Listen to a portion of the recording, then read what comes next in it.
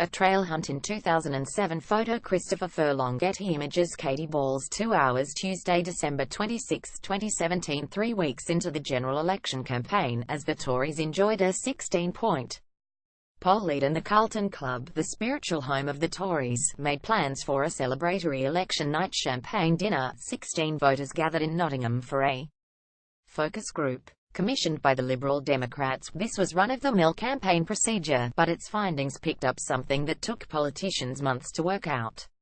More than two-thirds of the British public believe foxhunting should remain illegal. The group, balanced to represent a slice of the electorate, appeared to be going cold on the Conservatives. Things were so bad that two staunch Tory supporters said they no longer thought they could vote for their party. The reason? The Prime Minister's personal endorsement of foxhunting. Doubting that a throwaway comment by Theresa May at a stump speech in Leeds would have such a strong effect, a Lib Dem staffer grew concerned he had been shortchanged, complaining to the organiser, "Have you got me a duff pole?" A toxic issue. It turns out that the only thing duff was the Prime Minister's comments. May's proposal to reintroduce fox-hunting with a free vote was the single most viral topic of the election, with fox-hunting now recognised as one of the main factors behind the Tories' bad result, along with the more widely covered issues of dementia tax and a robotic leader. So, it was only a matter of time until the Tories did something about it. After having to bin their manifesto pledge to bring forward a free vote on the Hunting Act in this parliamentary session, Theresa May is reported to be preparing to go one step further in the new year. As part of her party's bid to detoxify and win back metropolitan voters, she will announce plans to drop the commitment permanently. Pro-hunting demonstrators protest outside Downing Street November 11, 2004 in London. Photo by Ian Waldie. Getty Images. Such a move would no doubt bring them closer in step with the public. A Survation poll taken days before the election found that more than two-thirds of voters believe foxhunting should remain illegal. However, yesterday's Boxing Day hunt, which sees around 250,000 people gather at hunts nationwide, is a reminder of why it's easier said than done. Caught between a fox and a hard place, as well as upsetting Tory activists in rural areas. A permanent ban risks damaging the Tories' skeleton ground game further. With door-knocking activists thin on the ground nowadays, hunt lobbying groups are valued within the party for getting their supporters to help out canvassing. The party feels stung by social media. For many Tories, this is a trade-off that must be made.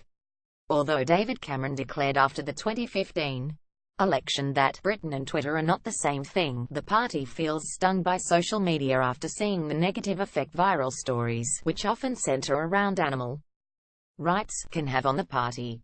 It's bad enough when those stories are based on fake news, such as when news outlets reported that Tory MPs had voted against animal sentience without the Tories doing their opponents' work for them. It follows that a new consensus is developing that social networks ought to be prioritized over canvassers.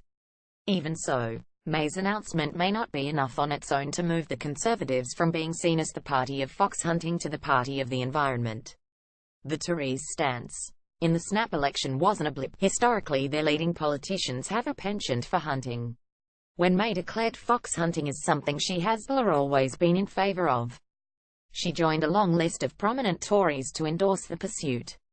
Cameron on the hunt. David Cameron and Labour's Harriet Harman talk with farmer David Christensen on his farm at Kingston Hill Farm in Abingdon, near Oxford, in 2016. Photo credit Jeff Caddick of Getty Images. For all the talk of David Cameron's Tory modernisation, he was pictured at a hunt before the practice was banned, and a friend of his is quoted in Tim Shipman's new 2017 election book Fallout as saying that when it comes to the current political fracas, Cameron is more interested in what animal he's going to shoot, or what claret he's going to have for lunch.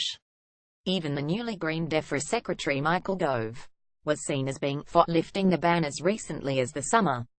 As for the next generation, the newer intakes of Tory MPs are on the whole much more hostile to the sport. Many are heaping pressure on Number 10 to do something quickly. That said, Jacob Rees-Mogg, who frequently tops Conservative membership polls for next leader, has said foxhunting is the most humane way of controlling the fox population. This begs the question, will the current Conservative Party be believed if it takes an anti-fox hunting stance? Already animal rights groups are calling on the Tories to prove this is more than a tactical move. They say a leopard can't change its spots. It's time to find out whether the Tories can befriend a fox. Katie Balls is political correspondent at The Spectator and News http://cnews.co.uk.